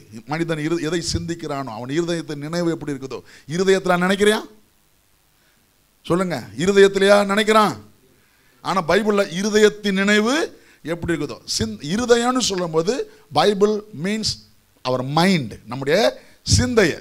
புரியுதுங்களா? அப்ப உன் இருதயத்தை வாசிமா எல்லா காவலோடும், எல்லா காவலோடும். அப்ப நீங்க எப்படி தெரியும் மாத்தி வாசிக்கலாம்? எல்லா காவலோடும் உன் சிந்தையை காத்துக்கொள், அதனிடத்திலிருந்து ஜீவ ஊற்று புறப்படும். ஜீவ ஊற்று, லைஃப் ஸ்ட்ரீம்ஸ் வருது. ஜீவ ஊற்று புறப்படுற இடம் உன் சிந்தை. சத்தமா சொல்லுங்க, பக்கத்துல சொல்லுங்க. ஜீவ ஊற்று புறப்படுற இடம் எது? உன் சிந்தை. சோ நம்முடைய சிந்தையில சுப்பீரியர் பிலீஃப் சிஸ்டம் இருக்கணும். தேவனுக்குரிய சிந்தை நமக்கு இருக்கணும். இன்னொரு வசனத்தை வாசிங்க, நீதிமொழிகள் 23ஆம் அதிகாரம் 7ஆம் வசனம். நீதிமொழிகள் 23:7. அவன் இருதயத்தின் நினைவு எப்படியோ, பக்கத்தை பார்த்து சொல்லுங்க, நீ எதை நினைக்கிறியோ அப்படியே தான் இருப்ப. அவன் இருதயத்தின் நினைவு எப்படியோ அப்படியே அவன் இருக்கிறான். நான் ரொம்ப ஸ்ட்ராங்கு, நான் ஒரு வாரியர், நான் ஒரு வாரியர் அப்படின்னு ஒருத்தன் நினைச்சானா அவன் நிச்சயம் ஸ்ட்ராங்கா இருப்பான். ஏன்னா அவன் சிந்தை அவனை பலவானா மாத்திரும். புரியுதுங்களா? நான் வீக்கு, நான் வீக்கு, நான் ரொம்ப பாவம், எனக்கு ஒண்ணுமே தெரியாது அப்படின்னு இருதயத்தில் சிந்தையில் பலவீனனா இருந்தா அவன் ஒரு காரியத்தையும் சாதிக்கவே முடியாது. அதனால தான் இந்த யுத்த காலத்துலலாம் பார்த்தீங்கன்னா, பொதுவாகவே பழைய காலத்தில் எதிராளியை நிஜத்தில் தோற்கடிக்கிறதுக்கு முன்னால சிந்தையில் தோற்கடிக்க பார்ப்பாங்க. அவங்கள ஒரு பயமுறுத்துவாங்க, அவங்கள பயமுறுத்துவாங்க, சீன் காட்டுவாங்க. ஏன்னா சிந்தையில் ஒருத்தன் தோத்துட்டானா நிஜத்தில் சீக்கிரம் தோத்துருவான். ஹிட்லர், அடால்ஃப் ஹிட்லர், அவருடைய யுத்த ஸ்ட்ராட்டஜியும் இதுதான். எங்கெல்லாம் யுத்தத்துக்கு போறதுக்கு முன்னால அவங்கள மனதளவில் அவங்கள என்ன பண்ண வச்சிருவாங்க? வீக்காக வச்சிருவாங்க. இஸ்ரேலுடைய போர் தந்திரமும் அதுதான். முதல்ல உன்னை எங்க வீக் ஆக்குறது? உன் மைண்ட்ல. ஒருத்த மைண்ட்ல வீக் ஆயிட்டானா அவன் செயல்லையும் என்னவாயிருவான்? வீக் ஆயிருவான். இருதயத்தின் சிந்தை எப்படியோ அப்படியே அவன் இருக்கிறான். பைபிள்ல 12 வேவுக்காரங்க வேவு பார்க்க போனாங்க. அதுல 10 பேரு மைண்ட்ல வீக் ஆயிட்டான். கரெக்டா? என்ன சொல்றான்? இவன் வெட்டுக்கிளிய போல இருக்கிறான்னு அவன் சொல்லல. யார் சொல்லல? எதிரி சொல்லல. ஆண்டவர் சொன்னாரா? ஆண்டவரும் சொல்லல. ஆண்டவரும் சொல்லல, பிசாசும் சொல்லல, இவனே சொல்லிக்கணும். அவனுக்கு முன்னால நான் எப்படி இருக்கிறேன்? வெட்டுக்கிளிய போல இருக்கிறேன். இவனால ஜெயிக்கவே முடியாது. கட்சி வேற அவன் ஜெயிக்கல. ஆனா 2 பேருக்குள்ள ஒரு சிந்தை இருந்தது, நாம் அவர்களை ஜெயிப்போம். அவர்கள் தான் ஜெயிச்சாங்க. அப்ப நம்முடைய சிந்தையில ஒரு மாற்றம் வேண்டும். நம்முடைய வாழ்க்கை சக்சஸா இருக்கணும்னா என் சிந்தையில ஒரு மாற்றம். எத்தனை பேர் ஆமென் சொல்றீங்க? அல்லேலூயா. சரி, நம்முடைய சிந்தை எப்படி வடிவமைக்கப்படுகிறது தெரியுமா? எதனால நம்முடைய சிந்தை கட்டமைக்கப்பட்டிருக்கிறதுனா, முதலாவது நம்முடைய கலாச்சாரம், அவர் கல்ச்சர். ஸோ நம்முடைய சிந்தை எதனால கட்டமைக்கப்பட்டிருக்கிறது? நம்முடைய கலாச்சாரத்தின் அடிப்படையில். நம்முடைய கலாச்சாரம், அடுத்தது நம்முடைய பின்னணியும், அவர் பேக்ரவுண்ட், நம்முடைய குடும்ப பின்னணியும். நம்முடைய குடும்பத்தில் எதை கற்றுக் கொடுத்து எதை சிந்திக்க வச்சாங்களோ அப்படிதான் நம்ம என்ன பண்ணுவோம்? சிந்திச்சுட்டு கிடப்போம். பொதுவாக நம்முடைய சிந்தையின் இப்படி தான் செயல்படும். என்னுடைய கல்ச்சர், என்னுடைய பேக்ரவுண்டு, என்னுடைய பாஸ்ட் எக்ஸ்பீரியன்ஸ், பழைய அனுபவங்கள் என் சிந்தைக்குள்ள இருக்கும். பழைய அனுபவங்கள். அடுத்தது என்னுடைய பழக்க வழக்கங்கள், யாரோட நிறைய பழகிறனோ அவங்களுடைய சிந்தை எனக்குள்ள வந்துடும். இதெல்லாம் தான் நம்முடைய சிந்தையை கட்டமைக்குது. எது? நம்ம கலாச்சாரம், நம்முடைய பின்னணியும், நம்முடைய பழக்க வழக்கம், நம்முடைய கடந்த கால அனுபவங்கள். இப்படிப்பட்ட சிந்தையில் நாம் இல்லாமல் அதெல்லாம் தூக்கி போட்டுட்டு நம்முடைய கலாச்சாரத்தை தூக்கி போடுங்க. கலாச்சாரம் நல்லதா? நல்லது, ஒரு காலகட்டம் வரைக்கும் தான். ஆனால் வசனத்துக்குள்ளே வரும்பொழுது கலாச்சாரத்தை என்ன பண்ணிடணும்? தூக்கி போட்டு வரணும். புரியுதுங்களா? அப்புறம் நம்முடைய பின்னணியும் எல்லாமே நம்ம மைண்டை பாதிக்காதபடி நல்லவைகளை வைத்துக் கொள்ள வேண்டும், தேவையற்றவைகளை தகர்த்து எறிய வேண்டும். எத்தனை பேர் நான் சொல்றது புரியுது? அல்லேலூயா. எப்படிப்பட்ட சிந்தை இருக்கலாம்? ஒரு 5 காரியத்தை நான் வேகமாக சொல்றேன், டக்கு டக்குன்னு வாசிங்க. ஆதியாகமம் 1ஆம் அதிகாரம் 28ஆம் வசனத்தில் நீங்க பார்த்தீங்கன்னா, மனிதனை தேவன் உண்டாக்கி அவனை செய்தார், ஆளுகையை கொடுத்தார். என்ன கொடுத்தாரு? அவர்கள் ஆண்டு கொள்ள கடவர்கள். இருக்குதா? ஆதியாகமம் 1ஆம் அதிகாரம் 28ஆம் வசனம் பாருங்க. பின்பு தேவன் அவர்களை நோக்கி, நீங்கள் பலுகி பெருகி பூமியை நிரப்பி அதை கீழ்ப்படுத்தி சமுத்திரத்தையும் அதன் மச்சங்களையும் ஆகாயத்து பறவைகளையும் பூமியின் மேல் நடமாடுகிற சகல ஜீவ ஜந்துக்களையும் ஆண்டு கொள்ளுங்கள் என்று சொல்லி தேவன் அவர்களை ஆசீர்வதித்தார். அல்லேலூயா. அப்ப முதலாவது நமக்கு இருக்க வேண்டிய சிந்தனை தெரியுமா? நான் ஆளுவேன், என்னை ஆண்டு கொள்ளும்படி கர்த்தர் ஆசீர்வதித்து வைத்திருக்கிறார். எத்தனை பேர் ஆமென் சொல்றீங்க? அல்லேலூயா. உங்க தலைமையில கையை வைங்க, உங்க சிந்தையில கை, தலைமையில கை வைங்க. உங்க மைண்ட் செட்டுக்காக சொல்றேன். நான் ஆளும்படி கர்த்தர் என்னை ஆசீர்வதித்து இருக்கிறார். இது நம்ம சிந்தையா மாறணும். புரியுதுங்களா? Any situation you can have Dominion. எந்த சூழ்நிலையும் நீங்க ஜெயிக்க முடியும், நீங்க ஆள முடியும். ஏன்னா அப்படித்தான் கர்த்தர் உன்னை ஆசீர்வதித்திருக்கிறார். அல்லேலூயா. ஒரு ஒரு ஒரு கடினமான ஒரு ஆபீஸ் போறீங்க, அந்த ஆபீஸ்ல எல்லாம் உங்களுக்கு எதிராக இருக்கிறான்னு வச்சுங்களேன், உங்க மனசுக்குள்ள நீங்க சொல்லிக்கணும், கர்த்தர் இவர்களை ஆள என்னை ஆசீர்வதித்திருக்கிறார்.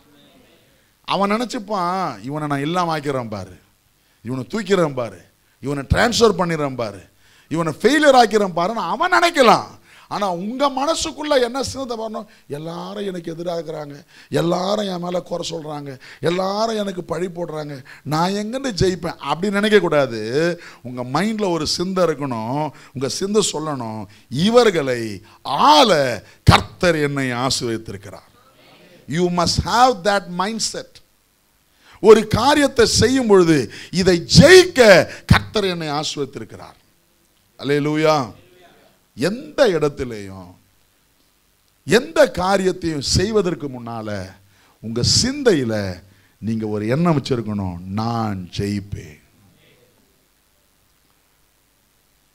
பல நாளா உங்களுக்கு தெரியுமான்னு தெரியல, சொல்லாததை ஒன்று நான் இன்னைக்கு சொல்றேன். புதுசாக ஏதோ சொல்லாத சொல்ல போறாரா அப்படின்னு நினச்சிருக்கீங்களா? வேளச்சேரியில் நான் ஊழியம் ஆரம்பிக்க போறேன்.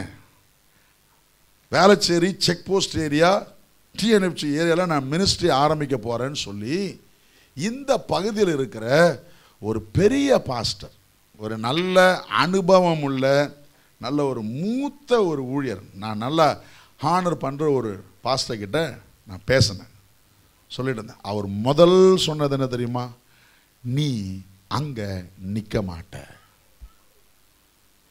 ஏன்னா அவர் சொன்னது எனக்கு எத்தனையோ பேரை தெரியும், அங்க போய் ஊழியம் ஆரம்பிச்சாங்க, 1 வருஷத்துல 2 வருஷத்துல மூடிட்டு போயிட்டாங்க. ஒரு நீங்க கூட சாட்சி, இங்க எத்தனையோ ஊழியங்கள் ஆரம்பிச்சு இன்னைக்கு இல்லை. அவர் அனுபவத்தை சொன்னார். அவர் சொன்னது தப்பு கிடையாது. அவர் பார்த்தத பேக்ரவுண்டு, கல்ச்சர், பாஸ்ட் எக்ஸ்பீரியன்ஸ் அவர் பேசினார். ஒருவேளை ஐயோ பெரிய ஊழியக்காரே இப்படி சொல்றாரு, அப்புறம் நான் எங்க இருந்து அப்படின்ட்டு நான் இன்னைக்கு விட்டுருந்தேன்னா இன்னைக்கு வேளச்சேரியில் நம்ம ஊழியம் கிடையாது. இன்னைக்கு இந்த பகுதியில் அநேக ஊழியர்களுக்கு மத்தியில் கர்த்தர் நம்மை உயர்த்தி வைத்திருக்கிற வாய்ப்பே இருந்திருக்காது. கர்த்தர் கிருபையா சொல்றேன், எனக்குள்ள எங்களுக்குள்ள இருந்த சிந்தை என்ன தெரியுமா? கர்த்தர் என்னை ஆள அபிஷேகித்திருக்கிறார். அல்லேலூயா. எங்க போனாலும் நாங்க ஆளுவோம். ஆமென். இதேதான் ஆரம்பத்தில் பிஆருக்கு போகும்போது சொன்னாங்க. பாஷை தெரியாத ஊரு, அங்க ஆளுங்களாம் அடிக்கிறாங்களாம், தண்ணி நல்லா இல்லாத ஊரு, அங்க அயன் வாட்டர் ரொம்ப இரும்பு கண்டென்ட் நாங்க இருந்த இடத்துலலாம். அங்க போய் எப்படி முன்னேறுவீங்க? அங்க போய் எப்படி ஊழியம் பண்ணுவீங்க? எங்க போனாலும் நாங்க வாழ்வோம். எத்தனை பேர் விசுவாசிக்க? ஏன்னா எங்க சிந்தை அப்படி சொல்லுகிறது, என்னை கர்த்தர் ஆளுகை செய்ய ஆசீர்வதித்து இருக்கிறார். நம்புறீங்களா? நம்புறீங்களா? எங்க நீ கடை வச்சிருந்தாலும் உன் கடை சக்சஸ் தான். ஏன்னா உங்களை ஆளுகை செய்ய கர்த்தர் ஆசீர்வதித்து வைத்திருக்கிறார். அல்லேலூயா. சின்ன பிசினஸோ பெரிய பிசினஸோ, அந்த சின்னத்துல கர்த்தர் உங்களை ஆசீர்வதித்து வச்சிருக்கிறார். You will rule, you will have dominion. எத்தனை பேர் நம்புறீங்க? இப்ப நம்ம மைண்ட் செட் இதுவா இருக்கணும். நம்ம மைண்ட் செட்டு ஏதோ செய்யறதில்ல, நான் எங்க போனாலும் நான் ரூல் பண்ணுவேன். சொல்லுங்க, எங்க போனாலும் நீங்க என்ன பண்ணுவீங்க? ரூல். ஏன்னா உங்க மேல அப்படி ஒரு ஆசீர்வாதத்தை கர்த்தர் வச்சிருக்கிறார். ஒரு 10 பேர் இருந்தாங்கன்னா உங்களை கர்த்தர் அங்க தலைவனாக்கி வைப்பார். அப்படித்தான் உங்களை ஆசீர்வதிச்சிருக்கிறாரு. எத்தனை பேர் நம்புறீங்க? இப்ப திரும்ப 1ஆம் அதிகாரம் ஆதியாகமம் 1:28 வாசிங்க. இதுதான் நம்ம சிந்தையா மாறணும். பக்கத்துல சொல்லுங்க, இதுதான் உங்க சிந்தையா என் சிந்தையா மாறணும். தேவன் என்ன பண்ணாராம்? வாசிங்க. பின்பு தேவன் அவர்களை நோக்கி, நீங்கள் பலுகி பெருகி பூமியை நிரப்பி அதை கீழ்ப்படுத்தி சமுத்திரத்தின் மச்சங்களை, ஆகாயத்து பறவைகளை, பூமியில் நடமாடுகிற சகல ஜீவஜந்துக்களையும் ஆண்டு கொள்ளுங்கள் என்று சொல்லி தேவன் அவர்களை ஆசீர்வதித்தார். ஆண்டு கொள்ளவே கர்த்தர் என்னை உங்களை ஆசீர்வதித்திருக்கிறார். நாம் ஆண்டு கொள்ள ஆஸ்வதிக்கப்பட்டவர்கள். அல்லேலூயா. You can rule every situation. You can reign every situation. எந்த சூழ்நிலையும் உங்களால் ஆண்டு கொள்ள முடியும். அல்லேலூயா. அப்ப நம்ம சிந்தை என்னவா தான் இருக்கணும்? ஆண்டு கொள்ளுகிற சிந்தையா இருக்கணும். கூட்டத்துல ஒன்னா போய் ஒளிஞ்சிக்கிறது இல்ல, கூட்டத்துல தலைமைத்துவம் வழங்குகிறவர்கள் நாம். எத்தனை பேர் ஆமென் சொல்றீங்க? ஏன்னா எங்க அபிஷேகம் அதுங்க. கர்த்தர் அப்படித்தான் எங்களை என்ன பண்ணி வச்சிருக்கிறாரு? ஆசீர்வதித்து வச்சிருக்கிறார். The dominion of in Christ. சரிங்களா? யோவான் 15:16 நம்ம ஏற்கனவே வாசிட்டோம்.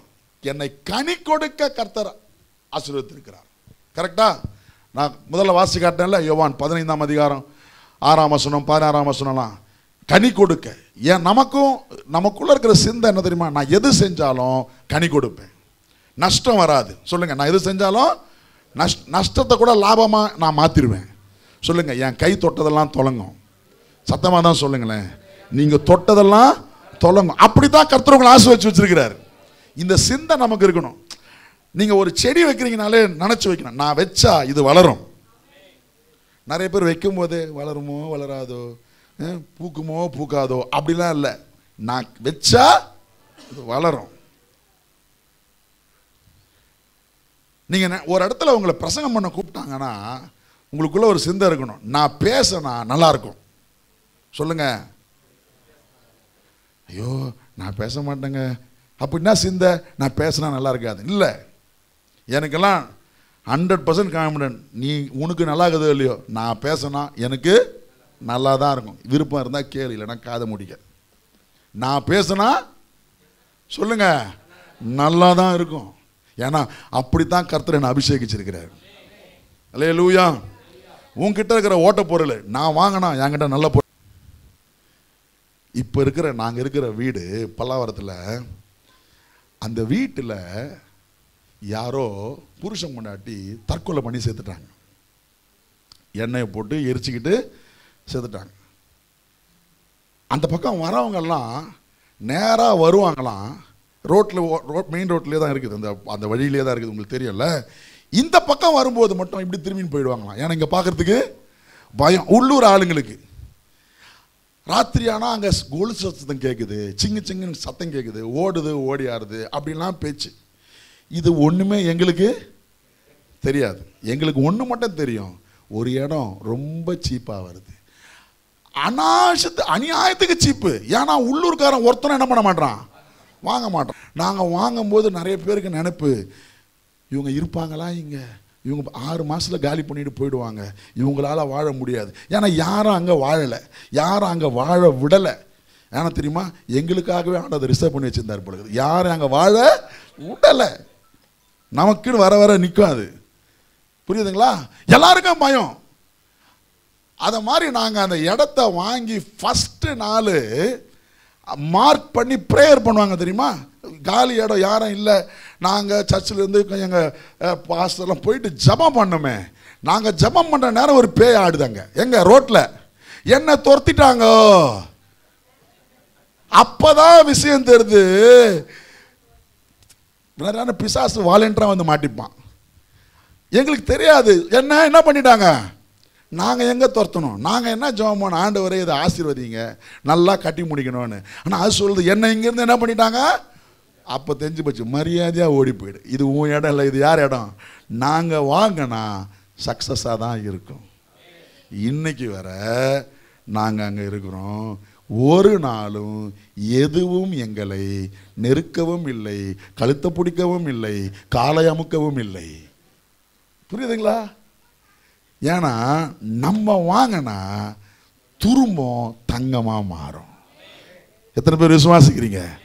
தைரியம், அந்த தான் நம்ம மைண்ட் செட் இருக்கணும், நம்ம சிந்தை அப்படி தான் இருக்கணும். ஐயோ பேய் பிடிச்ச இடத்த கொடுத்துட்டாங்களே நினைச்ச முடிஞ்சு போச்சு. வராத பேய் நம்ம வீட்டுக்குள்ள வந்து உட்காந்துக்கும், பேய் பிடிச்ச இடத்த கொடுத்துட்டாங்களே. இல்லை, பேய்க்கெல்லாம் பெரிய பேய் நான், அப்புறம் எனக்கு என்ன வருது போகுது? எத்தனை பேர் ஆமென் சொல்றீங்க? பேய்க்கெல்லாம் என்ன பார்த்து பேய் பயப்படணுமா, பேயை பார்த்து நான் பயப்படுவேனா? இயேசுவின் ரத்தம் என் மேல.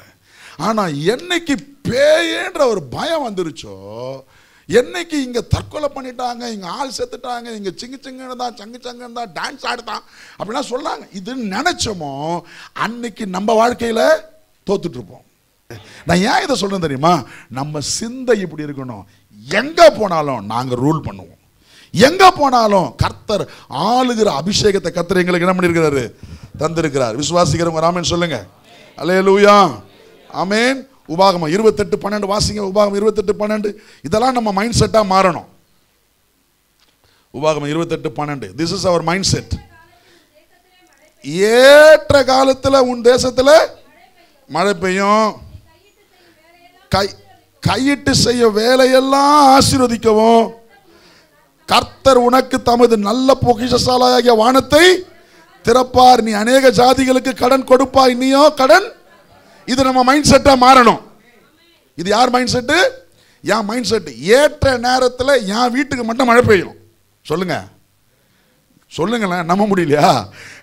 உனக்கு வர வேண்டிய தண்ணி உனக்கு வந்துடும், உனக்கு வர வேண்டிய செக்கு உனக்கு வந்துடும், உனக்கு வர வேண்டிய சம்பளம் உனக்கு வந்துடும். 10 பேருக்கு சம்பளம் வராம இருக்கலாம், உனக்கு ஏற்ற நேரத்தில் மழை பெய்யும். எத்தனை பேரு சத்தமா அல்லேலூயா? எல்லாரும் சொல்லுவான் எங்களுக்கு செக் கிளியர் ஆகலையே, உனக்கு ஆகாதுப்பா, எனக்கு கிளியர் ஆகும். அல்லேலூயா. ஏன்னா என் மேல அப்படி ஒரு ஆசீர்வாதம் இருக்குது. எங்க மைண்ட் செட் அது, எங்க சிந்தாது. அல்லேலூயா. இதுதான் நமக்கு வசனத்தின்படி இருக்கிற மைண்ட் செட். சொல்லுங்க, ஏற்ற காலத்துல மழை பெய்யும். அப்படின்னா என்ன அர்த்தம்? ஏற்ற நேரத்தில் கல்யாணம் நடக்கும். சொல்லுங்க. ஐயோ என் பிள்ளைக்கு வயசாகுது வயசாகுது, உன் பிள்ளைக்கு ஏற்ற நேரத்தில் கல்யாணம் நடக்கும், ஏற்ற நேரத்தில் குழந்தை பிறக்கும், ஏற்ற ஸ்கூல்ல அட்மிஷன் கிடைக்கும், ஏற்ற டீச்சர் வருவாங்க. சத்தமாக தான் சொல்லுங்க. நமக்குள்ள ஒரு நம்பிக்கை இருக்கணும், என் பிள்ளைங்க போற இடத்துல அவங்களுக்குன்னு கர்த்தர் நல்ல டீச்சரை கொடுப்பாரு. அல்லேலூயா. நல்ல ஸ்கூல்ல கர்த்தர் அட்மிஷன் கொடுப்பாரு, நல்ல காலேஜ்ல கர்த்தர் அட்மிஷன் கொடுப்பாரு. இதுதான் நம்ம மைண்ட் செட்டு. ஐயோ இந்த ஸ்கூல்ல தாங்க இடம் கட்சுது, இங்க தாங்க போட்டேன், இந்த போயும் இந்த டீச்சரா வரணும், அது எந்த டீச்சர்னா வரட்டும், கர்த்தர் அறியாம வரப்போறது இல்ல. எது ரைட்டோ அதை தான் கர்த்தர் தருவார். சத்தமா தான் சொல்லுங்களேன். நான் எத்தனையோ பேரண்ட்ஸை பார்த்துருக்கிறேன். நான் அந்த எங்கள் பையங்களாம் சின்ன பசங்களாக இருக்கும்போது ஸ்கூலுக்கு கூட்டிட்டு போய் விடுவான்ல, ஐயோ இவன் மட்டும் சி செக்ஷன் தான் நல்லா இருக்குமே, சி செக்ஷனில் சூப்பர் மிஸ்ஸு, பி செக்ஷனில் மோசமான மிஸ்ஸு. ஆண்டவருக்கு தெரியும் எந்த செக்ஷனில் அவன் படித்தா அவன் வாழ்க்கை நல்லா இருக்குன்னு அவருக்கு தெரியும். எந்த டீச்சர் வந்தால் அவனுக்கு தேவைன்னு அவருக்கு தெரியும். அதை தான் அவர் செய்வார். எங்கள் வாழ்க்கையில் எதுவும் ராங்காக நடக்கவே நடக்காது. இதுதான் நம்ம மைண்ட் செட்டு. எத்தனை பேர் ஆமென் சொல்கிறீங்க? உலகத்தான் சொல்லுவான், அங்கே போயிருந்தா நல்லா இருந்திருக்கும், ஏதோ இங்கே போயிட்டேன். எங்கே போனாலும் எனக்கு நல்லா தான் இருக்கும். அல்லேலூயா சொல்லுங்க. இது யாரோட மைண்ட் செட்டு? நம்ம மைண்ட் செட்டு. இந்த சிந்தை இதுதான் நமக்கு சக்சஸை தரும். கர்த்தர் செய்வார், கர்த்தர் நடத்துவார். அல்லேலூயா.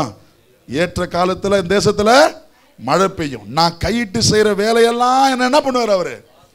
இந்த வேலையில் பிளஸ்ஸிங் வருமா பாஸ்டர்? நீ எந்த வேலை செஞ்சாலும் பிளஸ்ஸிங் வரையா? சொல்லுங்க, எந்த வேலை செஞ்சாலும். ஏன்னா அதுதான் நம்ம வாக்குத்தத்தம். நான் இதை செய்யலாமா செய்ய வேணாவா, நீ எதை செஞ்சாலும் ஆசீர்வாதமாக இருப்ப. திருடாம ஏமாத்தாம இருக்கிற வரை, உண்மையா இருக்கிற வரை. எத்தனை பேர் ஆமென் சொல்றீங்க? அல்லேலூயா. கர்த்தர் ஆஸ்வதிப்பார், கையின் பிரயாசங்களை ஆஸ்வதிப்பார், நல்ல பொக்கிஷசாலையாகிய வானத்தை திறப்பார். சொல்லுங்க, நம்ம மைண்ட் செட் தெரியுமா? நான் அநேகருக்கு கடன் கொடுப்பேன், கடன். சொல்லுங்க, இது நம்ம சிந்தையா மாறிடும். செத்தாலும் புல்ல தின்னாது. ஏன்னா புலிக்கு மைண்ட் செட் அது. நான் யாரு? புலி. நான் என்ன சாப்பிட மாட்டேன், புல்லு சாப்பிட. ஏன்னா அதோட மைண்ட் செட்டு தான் அது. புல்லு சாப்பிட்டா என்ன கெட்டா போகுது, செத்தா போகுது இல்லை. அதோட மைண்ட் செட்டு, செத்தாலும் நான் புல்ல பட்னியா வேணா சாவேனே தவிர புல்லு சாப்பிட்டு நான் சாக மாட்டேன். அந்த மாதிரி நமக்கு ஒரு எண்ணம் இருக்கணும். செத்தாலும் நான் கடன் வாங்க மாட்டேன். ஏன்னா என் மைண்ட் செட் அது. நான் புலி, கடன் வாங்குற பழக்கம் இல்லை. சத்தமாக தான் சொல்லுங்களேன். அல்லேலூயா சொல்லுங்க. தொட்டதுக்கெல்லாம் கடன் வாங்கிட்டு, தொட்டதுக்கெல்லாம் 10 ரூபா கொடு, 15 ரூபா கொடு, 1000 ரூபா கொடு இல்லை. நாங்கள் கடன் வாங்குற அபிஷேகம் எங்கள் கிட்ட இல்லை. கடன் கொடுக்குற அபிஷேகம் தான் எங்களுக்கு இருக்குது. அதுக்குன்னு வட்டிக்கு கொடுத்துனுக்கு போறீங்க. கடன் கொடுக்கிற, மற்றவர் கொடுத்து உதவுகிற அபிஷேகத்தை கர்த்தர் நமக்கு தந்திருக்கிறார். விசுவாசிக்கிறவங்க ஆமென் சொல்லுங்க. இதெல்லாம் நம்மளோட மைண்ட் செட். எத்தனை பேர் ஆமென் சொல்றீங்க? அல்லேலூயா. ஆமென். I cannot be disadvantaged. எனக்கு எதிராக எதுவும் நடக்காது, எல்லாம் எனக்கு சாதகமாக தான் நடக்கும். உண்மையா?